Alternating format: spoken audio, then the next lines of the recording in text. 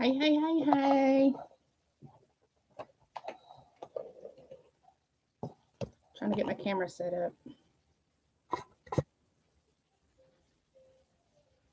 Yeah, I got bedhead this morning.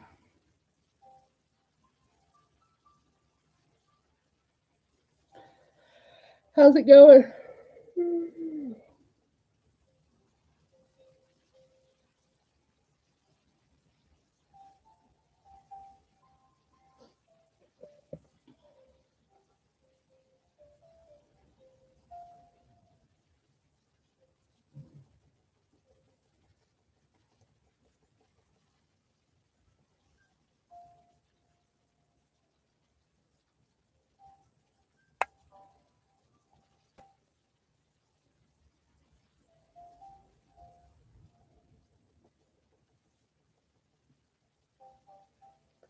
For now. Why for now?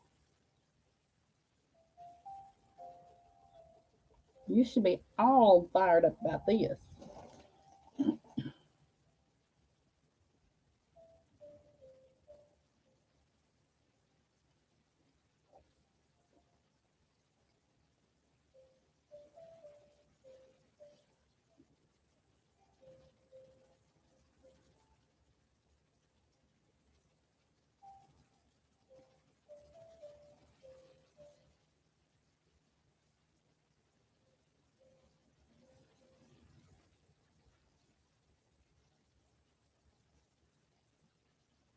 Hmm.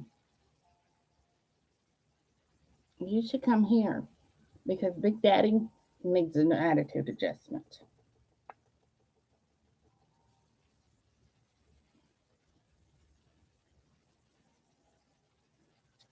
He uh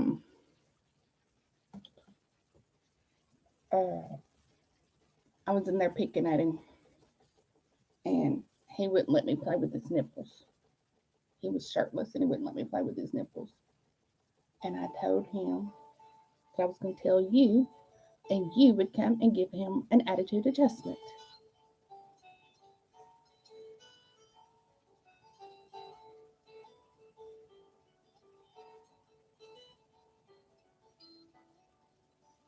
I got all kinds of birds out here. I just love my birds.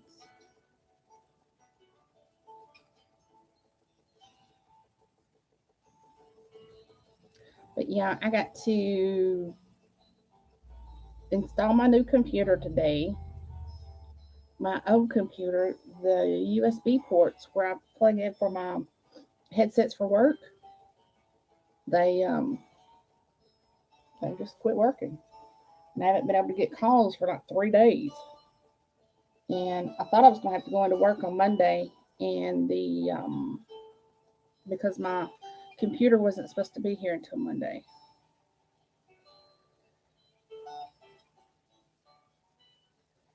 Fancy, what what's on the music? Is it good? I mean, is it too loud? And are y'all hearing me? I never know.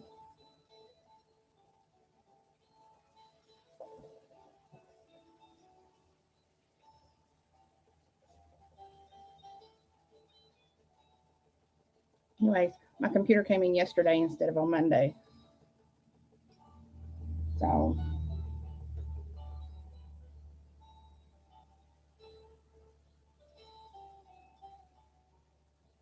okay, you guys are slow to respond. I mean, it's like I was sitting here talking and nobody was saying anything. Okay, thank you, Vincy. Um, but yeah, I was gonna have to go into work Monday tomorrow because I couldn't get calls, and then I was gonna have to come home and take care of my computer. But I can do that today and not have to go into work tomorrow.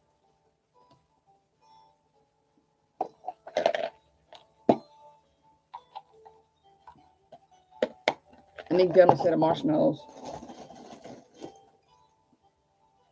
I'm gonna eat up all the way up through here, there, fingers, my ankles, everything. So,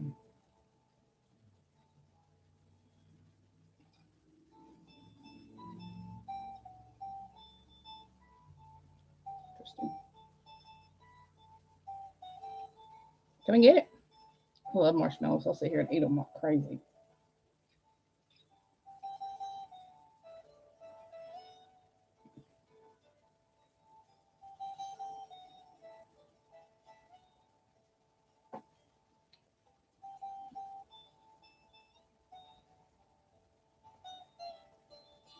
Got on a little bit early today.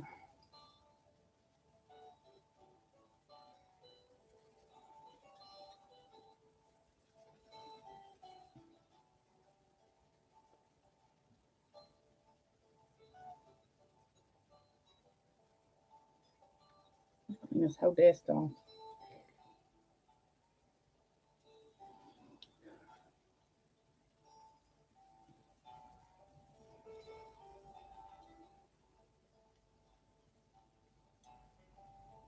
Nina, am I stopping anywhere on this book or am I reading it straight through time or what? Did she say? Now, Carly's all end up reading the whole story, I think, because it's a short story.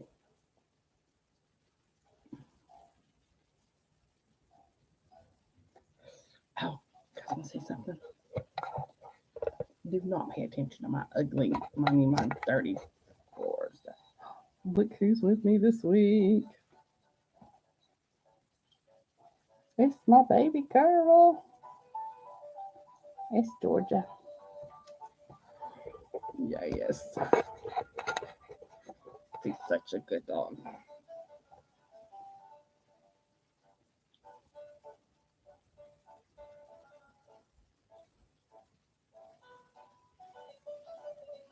All right, y'all ready for me to get started?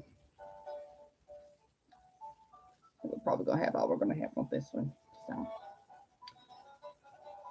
okay, so I'm gonna, at the beginning of a book, and they say that this book is fictitious and doesn't resemble anybody. Well, here's a little clause for all you readers out there that Miss Arabella put in here.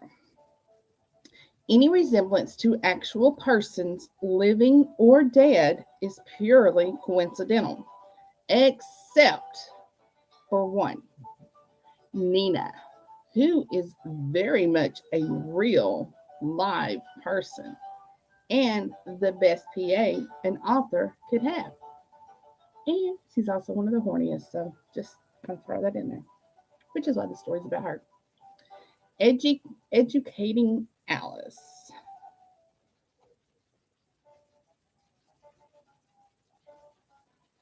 This story is completely fictitious, except for a few parts which might actually be true. I'll let you decide which they are.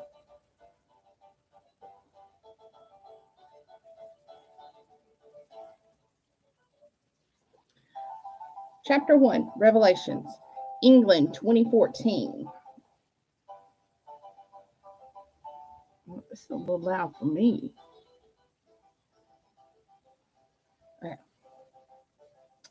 Um, I hope, let's see, yeah. I hope they're not too late. And I am not reading Arabella. I am so sorry, but I am not reading this in a British accent. You're just going to have to listen to my Georgia accent.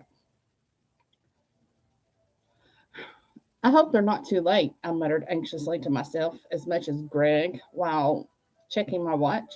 He merely raised his eyebrows, shrugged, and passed the menu. Weatherspoon's pub at London's Heathrow Airport was heaving with travelers. Much as I love flying and visiting new countries, hanging around airports is not my idea of fun. Worrying about others not turning up in time for our flight was adding to my stress. Let's have a drink while we're waiting, he suggested. What can I get you? I chose a strawberry and lime concoction, and while he was at the bar, I checked my phone for messages from the missing couple and craned my neck trying to spot Peter amongst the crowd. We were flying to Florida for a holiday with Greg's nephew Peter and his girlfriend Alice. At least that was the plan. We had driven down from Cambridge with plenty of time to spare, but Peter and Alice were traveling from Kent by train.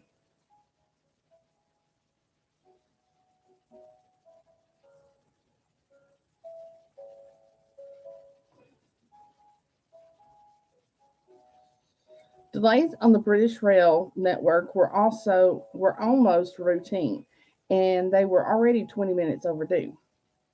"Don't worry," said Greg as he placed our drinks on the crumb-covered table. "We've got half an hour before they announce our departure gate. I'm sure they'll be here by the..." "Uncle Greg!" A call from the crowd made us both look up. There was Peter, looking lanky and athletic and relieved to find us. Behind him, a young blonde appeared, wide-eyed and flustered. Her pink cheeks added to her cute charm. "Sorry we're late," said Peter, heaving through the obstacle course of luggage and people. "The trains. You know how it is. Bit of a nightmare." "Oh, you're fine," I said breezily as I pulled him in for a long, close hug. "We've got an hour to spare before they call us." "Yeah," Greg laughed. "Your Aunt Mandy wasn't anxious at all." I ignored him, releasing Peter with a peck on the cheek and turning to his slender girlfriend.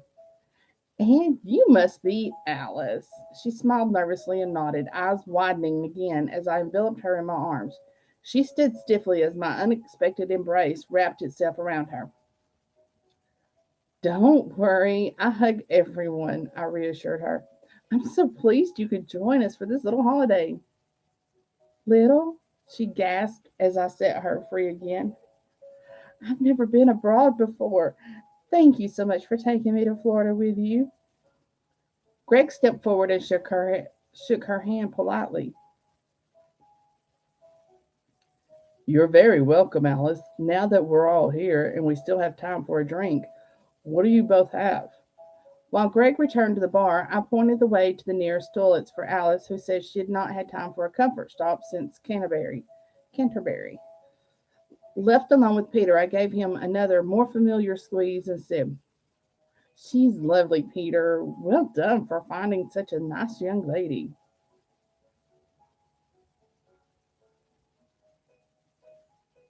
"I've told her," he said flatly. "What?" My heart skipped a beat as my mind flew back to last summer. Images of Peter and me in a shower together made my face turn hot. A week of sex education with his Aunt Mandy was not the sort of secret I'd expected him to share with his new girlfriend. "Oh, God, Peter. No wonder the poor girl's scared to death of me. What did you tell her?"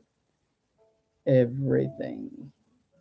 Everything. The video in my head fast forwarded to our more advanced lessons: the prostate massage and anal sex. My mouth fell slack. "Jesus, Peter, why?" "We were having an honesty session. You know, I'll tell you my secrets. Now you tell me yours." I felt so relaxed and comfortable with Alex, and she asked me to describe everything in detail. She and I must leave. She said I must leave nothing out if we were going to trust each other in the future. Oh my God! And she still wanted to come on holiday with us.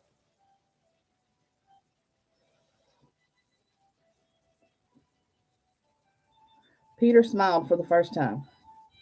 "Yeah, I think she wanted to find out what my Aunt Mandy was really like." At that moment, Greg returned with two more drinks, so we changed the subject. Not that I'm in the habit of keeping secrets from my long-term partner. I told him about my lessons with Peter at the time, and he'd often asked me to relive them for him over the years since. The retelling always turned Greg from horny beast into a raging bull, so I never tired of the trip down memory lane. And a little insert here: if you'd like to take that trip too, check out Educating Peter by Arabella and Maghri on Amazon. After finishing our drinks, we wheeled our cabin bags through the airport's long, wide corridors to the departure gate. Peter and Alice Peter and Alice strolling along behind us with rucksacks on their backs. They were chatting excitedly about the holiday in Florida while Greg and I were uncharacteristically silent. You've gone very you've gone very quiet, said Greg. Everything all right? I nodded and smiled at him. Yeah, everything's fine. Or at least I think it is. He frowned at me. Come on, out with it. Well, don't react to what I'm about to tell you and don't turn around to look at them, okay? Okay. Hey, Nathan. I'm still reading your book, by the way.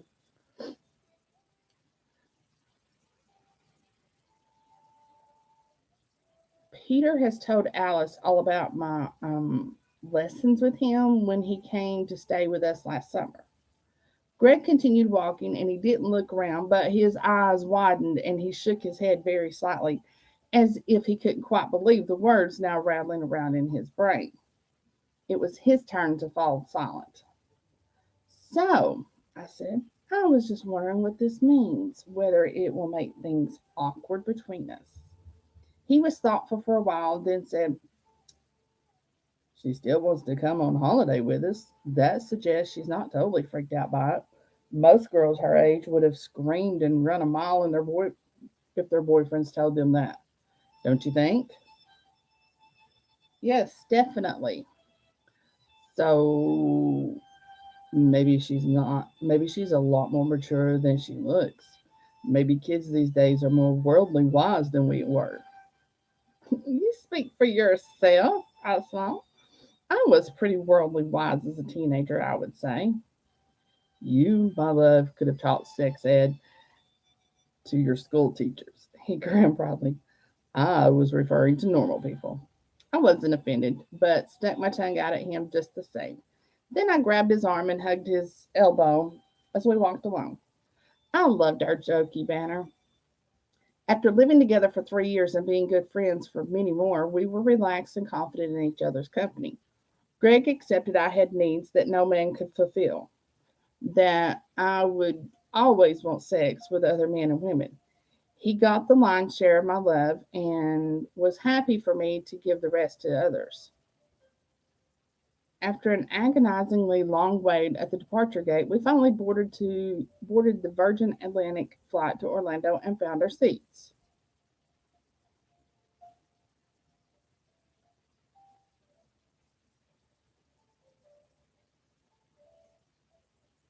Greg and I Greg and I had middle and aisle seats on the right side of the plane, with Peter and Alice in the row behind us. Our window seat was empty, and as the minutes ticked towards takeoff, we began to think it might remain so. I was about to suggest we could make use of the vacant seat when a rather flustered woman bustled up the aisle and stopped beside us.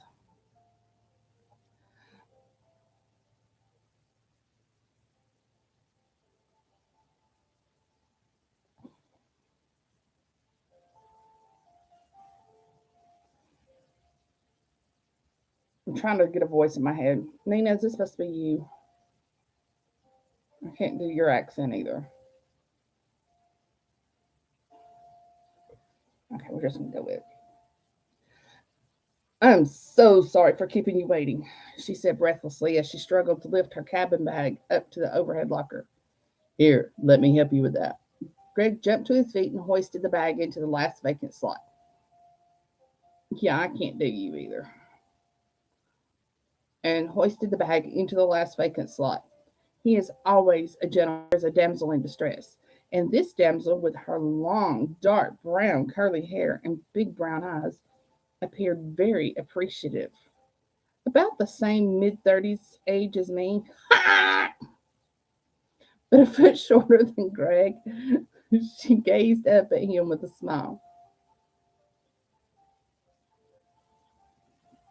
That's enough. Oh, thank you so much, she cooed, but her eyes flicking between his bulging biceps and his rugged jawline. And she's about this color of red, even if she does have brown skin.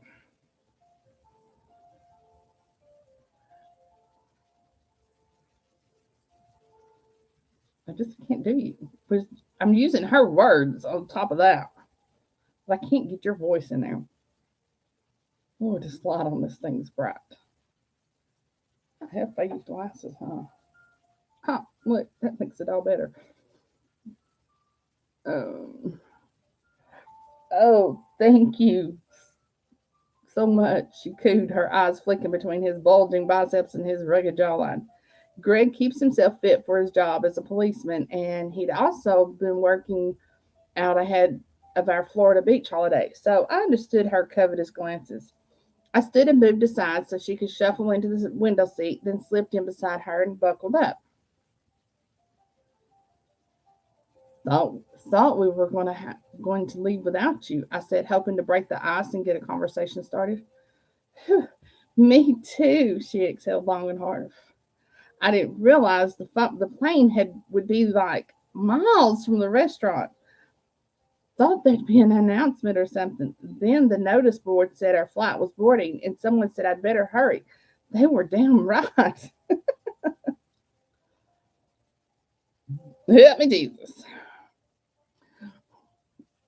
Well, I'm very pleased you made it. Are you going on holiday too? No, no, I'm flying home. I live in Florida.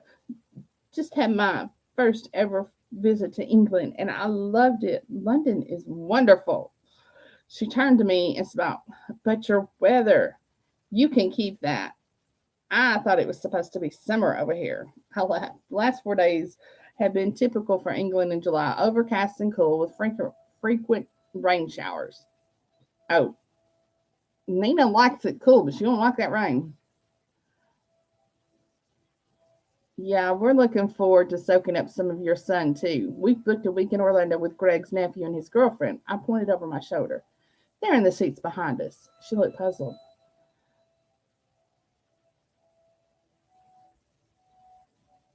Um, your husband's nephew is also your nephew, right? Or does it work different in England? Oh, we're not married. I winked at her. Living in sin, as my mother frequently reminds me. Peter calls me Aunt Mandy, but technically, I'm his uncle's girlfriend.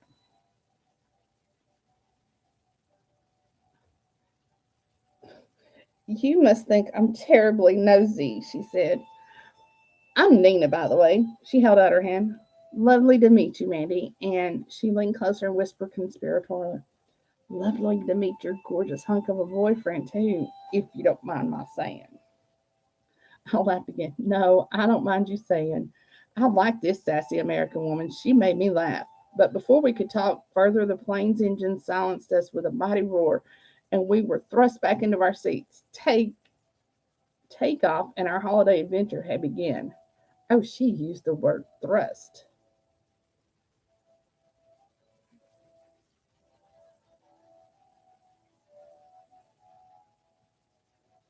Not me. This story's about Nina. Literally about Nina. And I'm trying to imitate Nina. I can get all the facial and hand expressions, but I just can't get that Puerto Rican Philadelphia Florida accent down. Yeah, you just can't do it. Two, a monster somewhere over the Atlantic Ocean. As we hurtled in the late evening sky, chasing the setting sun, the cabin crew hurried around with drink trolleys, and then followed with a meal served in aluminum trays with plastic cutlery. They seemed eager to get us fed and watered so they could bed us down for the night flight. Soon they were handing out blankets and pillows and turning down the lights. By now, Nina and I had become firm friends, sharing jokes and confidences to pass the hours of a long transatlantic flight. She had been late boarding, she admitted, because she had been mesmerized by one of the waiters at the airport. There's our Nina.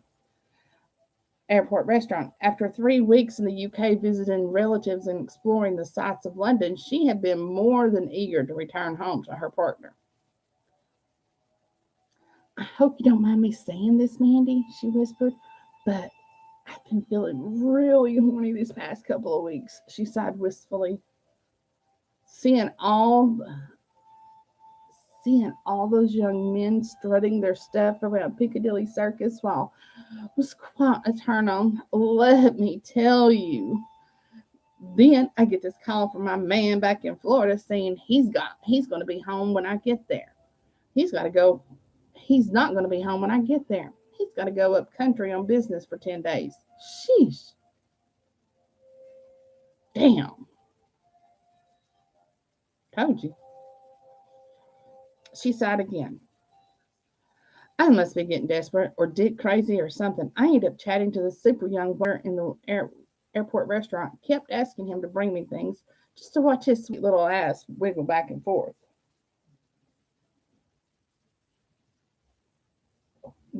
This is not Nina because there ain't enough f bombs in this. Arabella, we're gonna have to discuss this Nina chatter here. Otherwise, you and I don't know the same Nina. You know, she shook her head as if disbelieving what she was saying. I almost grabbed his dick right there in the middle of the restaurant. No wonder I nearly missed the plane. I must be desperate. I laughed and said I sympathized. I tend to get withdrawal symptoms if Greg and I are apart for even a day. Then I had a thought. You know what? I said. I'm sure Greg would help you out with an out if you need a cock to play with. I smiled and winked as the wicked thought took hold. Let me talk to him. I made to turn to my fellow sitting in the aisle seat, but Nina grabbed my arm. Wait, what? Are you crazy, Mandy? She looked shocked. You mean here on the airplane? Oh yeah, I could totally see Nina doing this. I smiled and nodded. She'd be like, hell fuck yeah. I smiled and nodded. Yeah, why not? We can swap seats. We'll put him by the window, you in the middle, and me in the aisle. We've got three blankets, and they've turned down the lights. He'd love to get his cock stroked by a gorgeous lady from Florida. I'm sure of it. Nina's big brown eyes were wide and her mouth open in surprise as I turned away and started explaining her predicament to Greg. After a few seconds telling him there was a lady in desperate need of a cock to fondle, and surprisingly, for once, the lady wasn't me.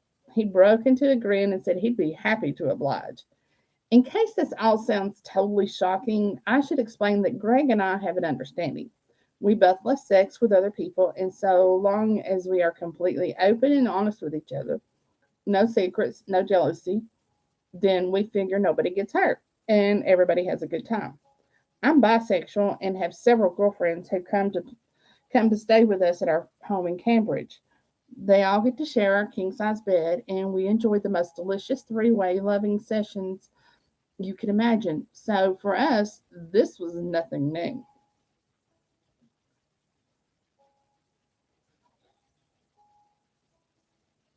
I told Nina that Greg was up for it, and knowing him, he really would be up for it already. I've never known a man to spring to life so readily. Sometimes I only have to wink at him, and his cock reaches full mast instantly. Just one of the many talents I love him for. Nina says she needed to visit the washroom to freshen up first, so Greg and I stood in the aisle and made small talk. Me rubbing my knuckles casually against the bulge of his trousers, him brushing his elbow against my breast while we waited. This was fun. After a few minutes, Nina returned, looking nervous, biting her lip as she joined our huddle in the aisle. She looked up at both of us questioningly with those big brown eyes and whispered, are you both sure about this? I reached out and squeezed her hand, drawing her closer. Oh, we're quite sure. Here, have a feel. I pressed her palm against Greg's throbbing erection. Oh, fuck, she gasped. A quick check over my shoulder confirmed nearby passengers were either asleep or engrossed with their in flight movies. Peter and Alice in the row behind appeared to be asleep. Emboldened, I drew her hand up and down the length of him. I bent and whispered in her ear, think you can handle this? She nodded. I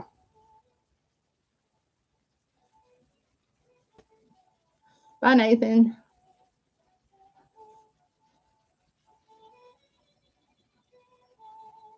Okay, Greg, I nodded towards the row of seats. In you go. Fold the armrest up out of the way and make yourself comfortable. The latter being code for unzip your trousers. He ducked under the overhead lockers and shuffled to the window, arranging a blanket over his lap as he sat. From the movement going on beneath it, I could tell he was releasing the monster from its lair. Nina took the hint and slipped into the middle seat. I spread a blanket over her then, settled down myself. But nothing happened. Nina sat with her hands in her lap, looking from me to Greg as if waiting for a signal to start. I leaned over, lifted Greg's blanket, and pushed her hand underneath it. Yeah, that sounds like Nina too, because she can go all shy when she wants to.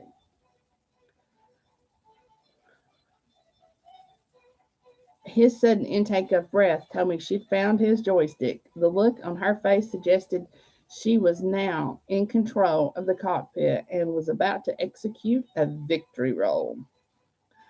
Nina turned to me with eyes like saucers, her voice as a breathy rasp. Oh my fucking God. I can't get my hand around it.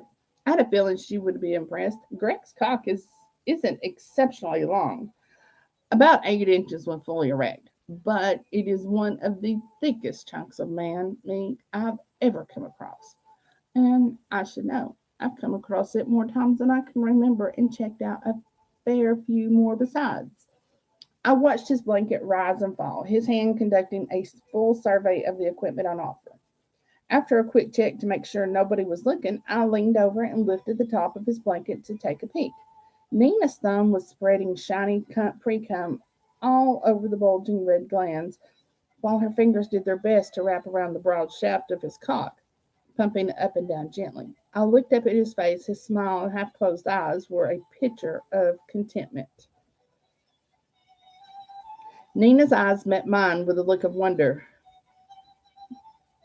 Mandy, can I suck him? Please? Oh, totally, Anina. Of course, I smiled at her, but be prepared. He comes like a fire hose. She lowered her head into his lap and stretched her full lips to encompass the girth of Greg's penis. He let out a sigh and rested his arm on her shoulder. I rearranged their blankets to hide the action and make it appear they were simply sleeping. Then I slipped a little friend out of my bag and into my panties. The travel version of my rampant rabbit slid readily into my sopping pussy and pressed against my G spot. The rabbit's ears nestled either side of my clitoris. I switched him on, and a buzz of warmth spread through my pelvis. That made three happy travelers united in bliss. I couldn't think of a more delightful way to pass the long hours of a night flight to Orlando. An hour or more must have been before I was awoken by movement in the seat next to me. I'd been having a delicious dream about a black man with broad shoulders and slender hips, thrusting his impossibly large cock into me and somehow licking my clit at the same time. I was still trying to figure it out when I realized my vibrator's battery must have run down. I remembered that before I fell asleep, my rampant rabbit had delivered a series of mind blowing orgasms, made all the more intense because I couldn't cry out or thrash about in my seat. But now Nina was steering and sitting up. I turned to see a satisfied smile on her shiny wet lips. Hi, how's it going? I whispered. Did he come for you? Oh, oh yeah, she grinned.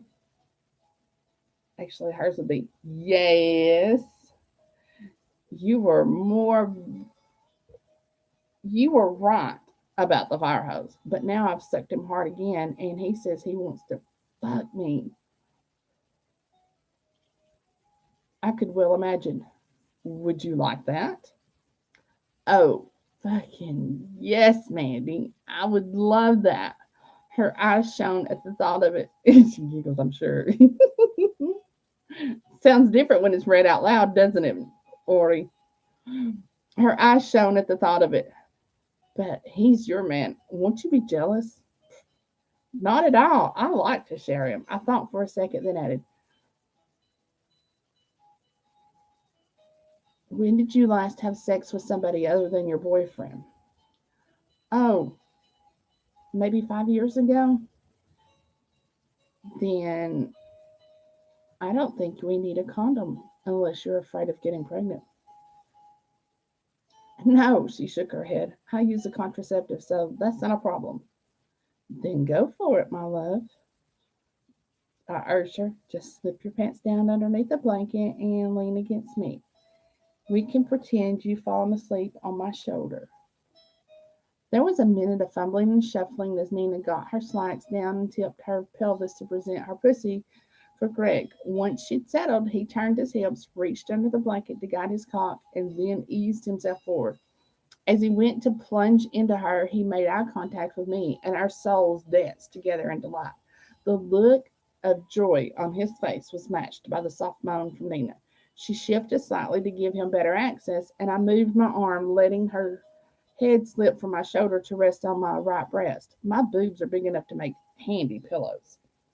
After a few seconds, Nina was rocking with a soft and gentle rhythm, her cheek rubbing against my breast, and her hot breath washing over my nipple.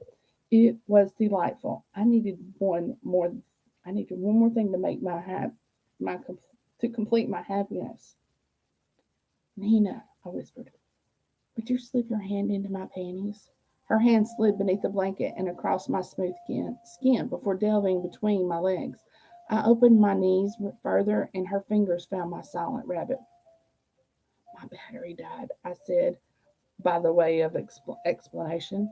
Nina's fingers grasped the base of the vibrator and began thrusting it gently in and out in time with Greg's movements. I pictured his fat cock plunging into her sopping pussy and made the mental connection with the delicious gyrations inside my own. The three of us were now joined together in holy fuckrimony, and it would only be a matter of minutes before one of us fell headlong into our own private slice of paradise. In the event, the increasing intensity of stifled gasps and more urgent bucking and heaving carried all three of us to the precipice together. Nina groaned into my bosom and began shaking uncontrollably. From the way she was being shoved against me and the strangled gasp coming from the window seat, I knew Greg must be nearly there too. I turned to look at the side of his face being tortured with pleasure as he spurted his semen into Nina's pussy with was all it took to tip me over the edge. Emitting a hiss between clenched teeth, I grabbed onto Nina's arm and came all over her fingers. We twitched and writhed for a while until the ecstasy dimmed and our breathing slowed once again. I don't know how long I was asleep, but I came to with a start as the lights flickered on and an announcement came over the plane speakers. Ladies and gentlemen, boys and girls, this is an update about our flight. We are now a little less than an hour and a half from our destination, and there's just time for our cabin crew to bring you a light breakfast before you start making our descent into Orlando Airport. There was more waffle. There was more waffle about what we could and should do before landing.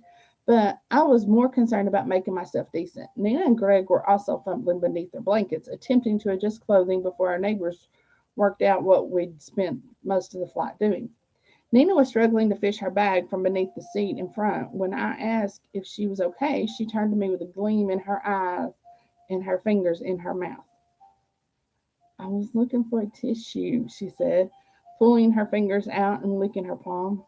But this is way better. You taste great, she winked. I left the rabbit inserted and walked a little shakily to the toilets where there was already a queue. Nina caught up with me. I bent to her ear and whispered, I should have warned you. It's not only Greg who comes a lot. Listen, honey. That's Anita. Listen, honey, she said. I have your cum halfway up my arm and Greg's halfway down my legs, and I'm loving every sticky drop of it, okay? I laughed. Please, we could be of service. She shook her head slowly in wonder. I can't believe we just did that. I know I'm going to have to visit England more often, she flashed me a beaming grin.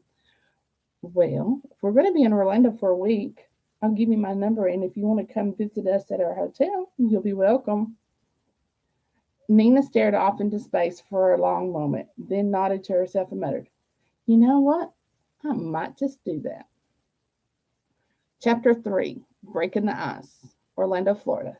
We'd landed it, and the plane was rolling toward the stand outside the terminal when Nina said, "I want to thank you, Mandy, for the most fun I've ever had on an airplane." She hugged my neck and kissed me full on the lips.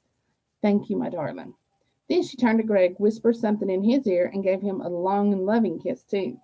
He came up smiling, then she addressed us both. "I'm saying my goodbyes to you now. I don't think your nephew and his lady would understand me hugging and kissing you both inside the airport. Thank you for a wonderful time. I hope we can meet again." Despite our evening takeoff, we'd flown through 5 time zones, so it was around 2 a.m. when we were transferred to our hotel, the Palms Prince. We were excited to arrive, but too tired to do anything other than crash out in our room's generously proportioned king size bed. Peter and Alice stumbled into their adjoining room, and we were soon all asleep. Surprisingly, by 9 a.m., I was wide awake and, after a refreshing shower, ready for breakfast. Greg looked like he might sleep until noon. I left him to it and made my way down to the restaurant. Florida is famous for its oranges, so I filled a large glass with freshly squeezed orange juice, plus a bowl with fruit salad and yogurt, then found a sunny table overlooking the pool. I was taking my first sip of the citrus nectar when a voice made me jump. I'm not the only one awake then.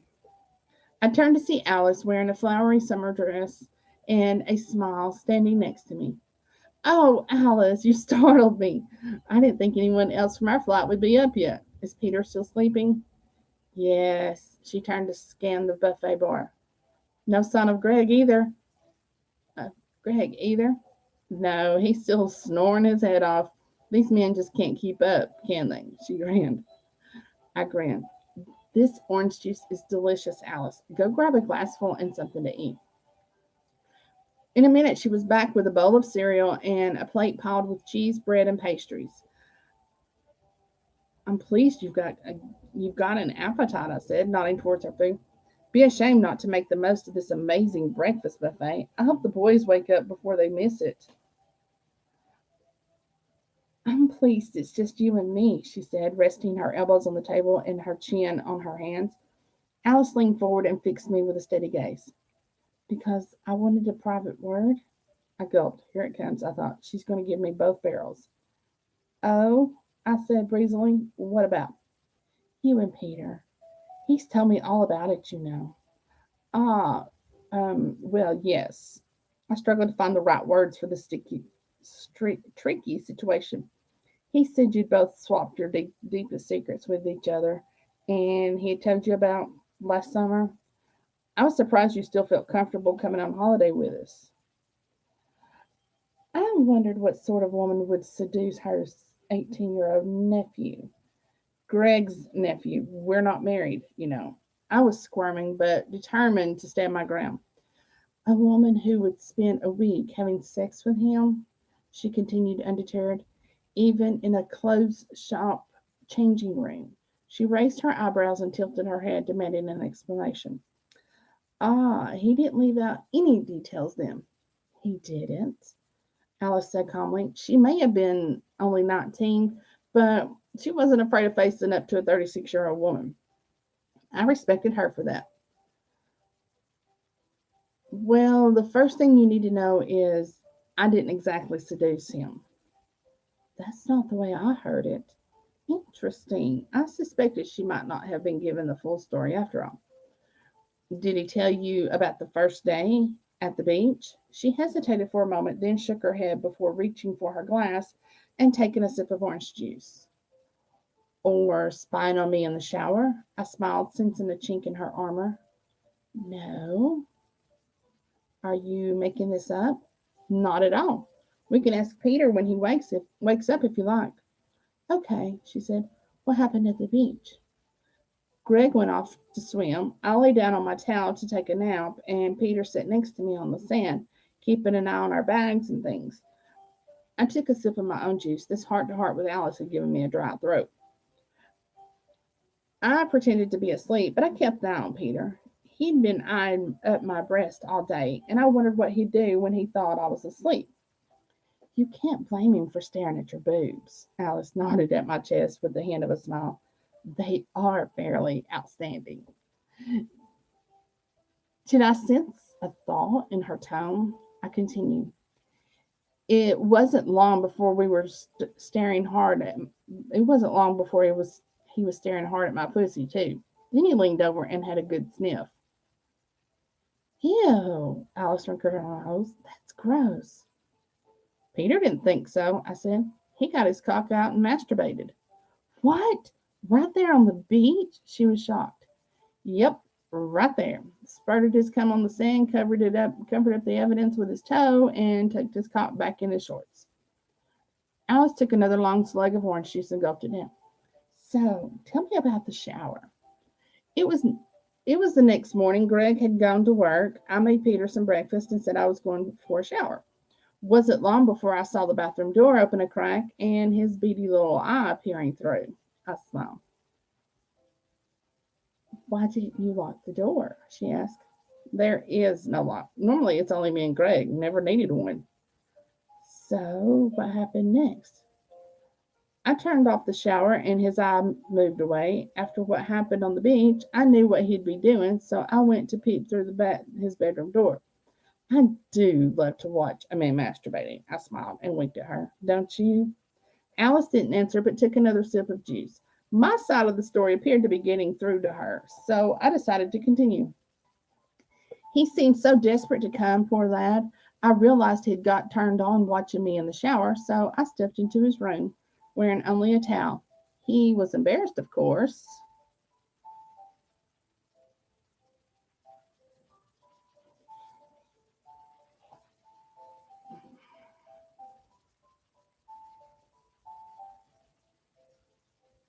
He was embarrassed, of course, but I told him I knew he'd been watching me in the shower and encouraged him to finish what he started. Encouraged? Said Alice, licking her lips. How? I took off my towel. Fuck, she whispered. Her cheeks were beginning to color up. He just stood there with his cock in his hand, too embarrassed to move a muscle. So? I looked up. She looked up at me, eyes wide and shining with anticipation. So I put my foot up on the bed and used my fingers to open up my pussy for him to look at. Fuck, she gasped. He didn't need to move. His cock just exploded, I said, relishing the story I was retelling. His cum spurted right over the bed and landed on my boobs. Fuck! The next spurt landed on my tummy. Fuck! And the rest spurted all over the bed. Good job I'd laid the towel on it. He came like a fountain. Alice was breathing heavily now, and one hand was beneath the table. I had a good idea what her fingers were doing, the same as mine. Alice was breathing heavily. So, what happened next? She asked breathlessly. I could tell she was lapping this up. I said I needed to go back in the shower to wash his semen off, and I invited him to join me. After that, we'd already seen and done. After what we'd seen and done, there didn't seem much point in being coy about it. Alice nodded, picturing the scene. So that was when he fucked you for the first time? No, surprisingly enough. I smiled as the sweet memory came back to me. I got him to soak me up and wash me down. Then I washed him all over, but he was rock hard and ready to go again. So I thought I should introduce him to a blowjob. I smiled at her, and he loved it. She licked her lips. I can imagine, she said. After that, I got him to return the favor. Him crouching in the shower, me straddling his face. He's a quick learner. I need to pop into the bathroom, said Alice, getting up from the table and heading off unsteadily. I smiled to myself.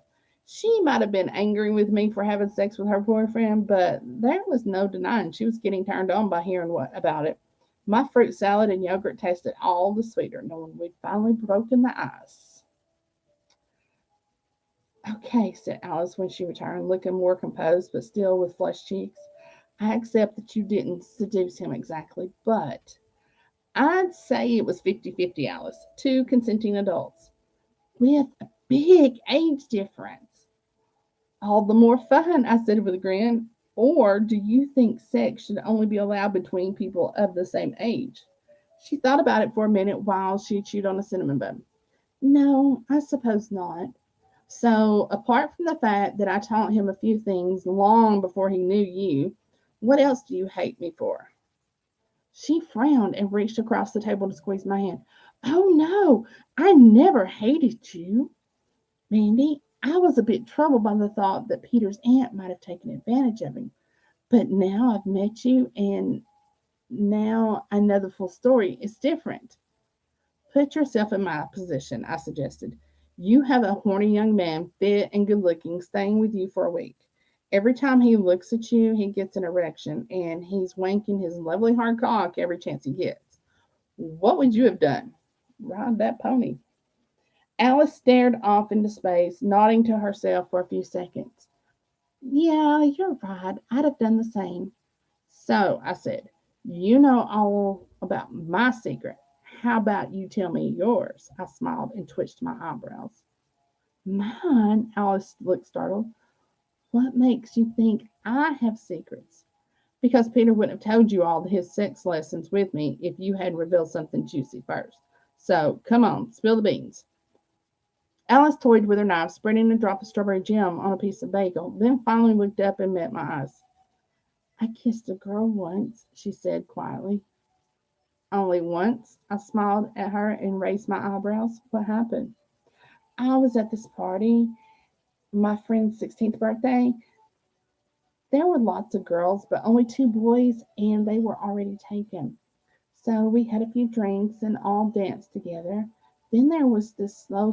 Then there were these slow songs, and one of my friends and me, we were just sort of swaying to the music close together. Alice looked up. I nodded reassuringly. She had these. Alice cupped her hands out in front of her. She was like you, Mandy, very well developed for her age anyway.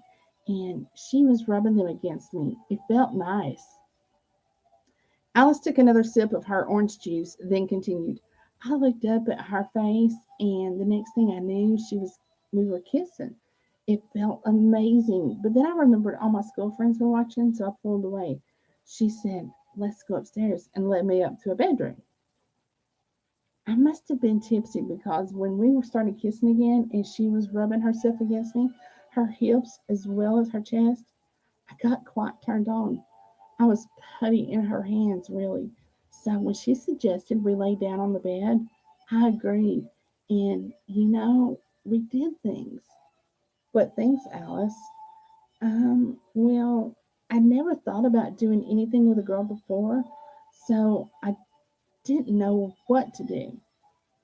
But this girl, Stephanie, or Steph as I call her, had no hesitation.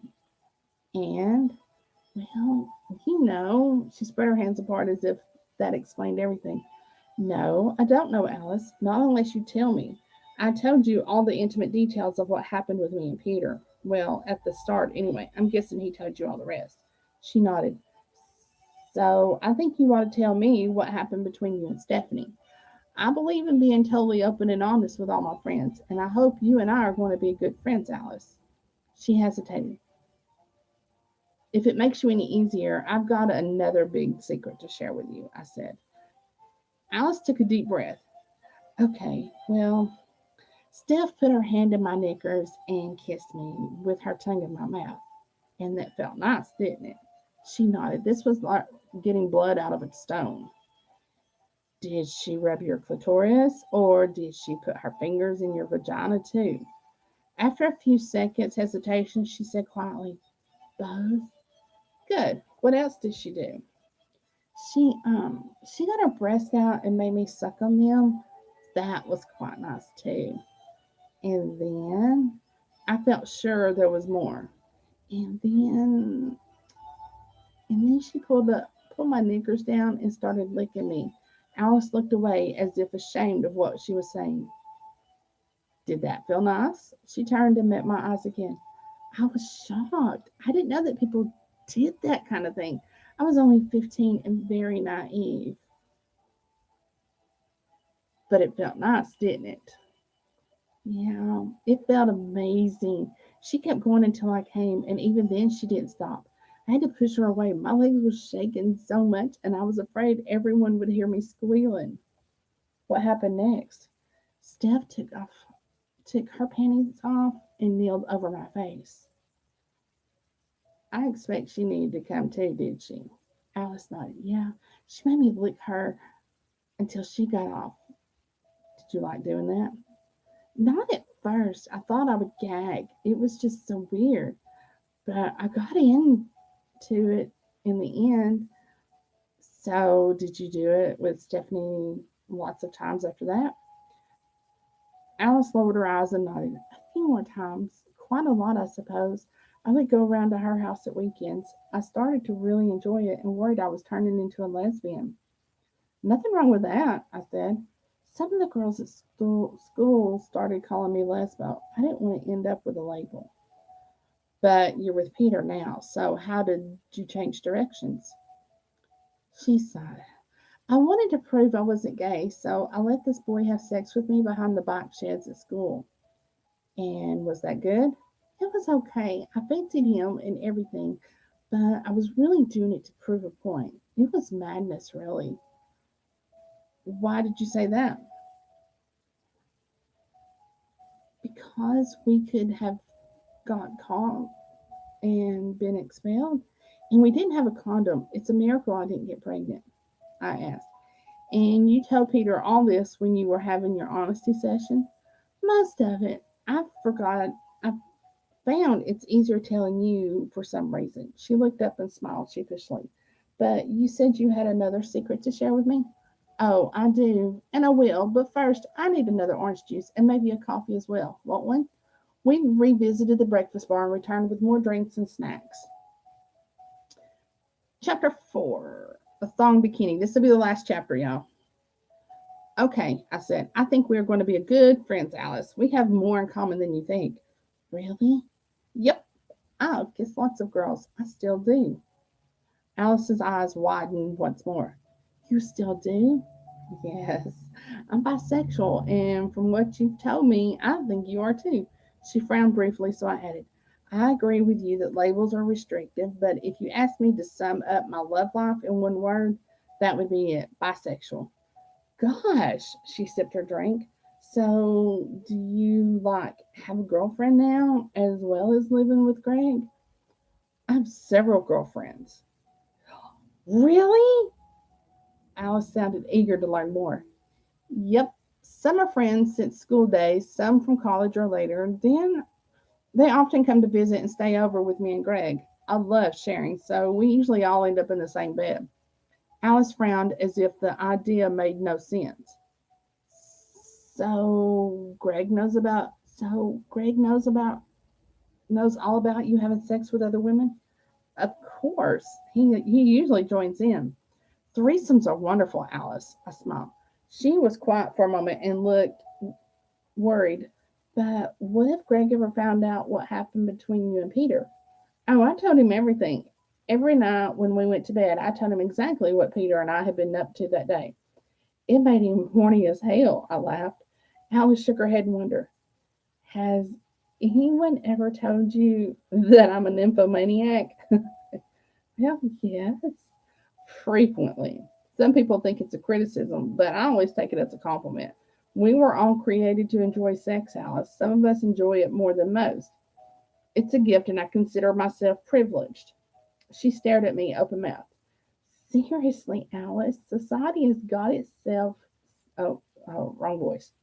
Seriously, Alice, society has got itself so wound up with morality and religion has a lot to answer for. The simple fact is, sex is good. Sex is great. We need it to to,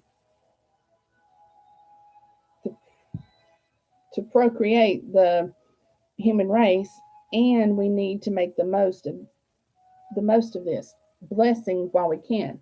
So long as we have fun and nobody gets hurt, I don't see where the problem is. Alice still said nothing, but I could tell she was thinking about it. Look, jealousy is born of dishonesty, I said. All the sneaking around doing stuff behind your partner's back, that's what causes broken hearts. So I'm completely upfront with all my lovers. I tell them I don't do exclusivity. We share the love and we have great times. Even on an aeroplane? She raised her eyebrows and cocked her head questioningly. I smiled. So she noticed something going on in the seats in front of her. Yes, even on an aeroplane. Although we do try to be discreet. But, she spluttered, but how would you and Greg get away with fucking when there's a woman sitting right next to you? How is that discreet? Oh, it wasn't me and Greg who were fucking, Alice. I giggled at the schoolgirl, like a schoolgirl. Greg was fucking the woman who was sharing the row of seats with us. Stunned silence, her eyes and mouth perfect circles. So I elaborated. Her name was Nina. She comes from Jacksonville, just north of here. But, you don't even know her, Alice was aghast. Well, we do now, I said. What better way to get to know your fellow passenger? Alice shook her head slowly in disbelief. Look, I said, Nina confided to me that she was really missing her boyfriend. She'd been in the UK over here on her own for 3 weeks, feeling desperately horny, and then discovered her man was going to be away on business when she got home. I suggested Greg would be happy to help her out. What's so strange about that? Alice pushed away from the table, getting unsteadily to her feet. I feel like I feel like I've been abducted by aliens and taken to another world, she said. But she smiled as she said it. I'm going to get changed and go for a swim. She waved her arm at the sparkling blue pool outside the window. Before you tell me something even more outrageous, will you come with me? I think we both need a dip to cool off, don't you?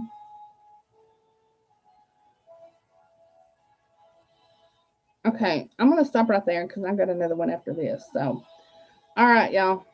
So this is Educating Alice by Arabella Maghri. Marjorie. I don't know how to say her name. Arabella knows I mess it up every time, I'm sure. So all right, y'all. Hang around. Don't go too far, go get something to drink, go to the potty, whatever you gotta do, and get ready because I'm coming back with Carly Davis. So and it's an anthology story. It's a short story. I'll read that whole story though. So y'all get ready. I'll be right back. Happy reading.